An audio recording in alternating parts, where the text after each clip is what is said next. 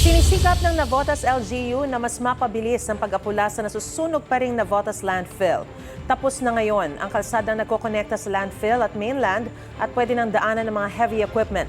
May unang balita si Von Aquino. Mahigit isang linggo mula nang magkasunog sa Navotas landfill.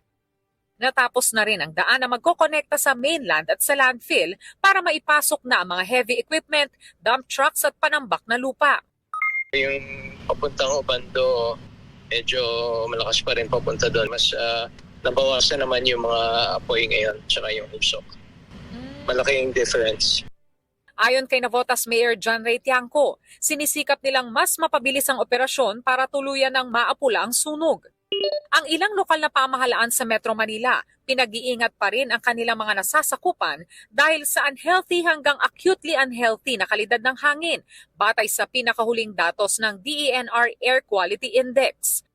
Ang ilang residente naman, naligo pa rin sa ilog sa tabi ng dike kahit bawal.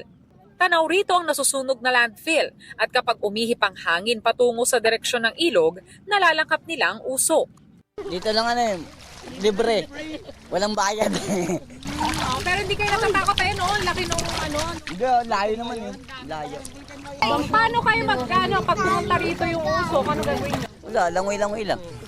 Hindi rin alintana ng ilang mangingisda sa Dampalit Mega Dike ang peligrong hatid ng usok mula sa landfill. Naaamoy din, pero hindi na gaano. Oo, yun lang. Hindi po kayo natatakot sa kalusugan nyo? Minsan sanayan na lang siguro po.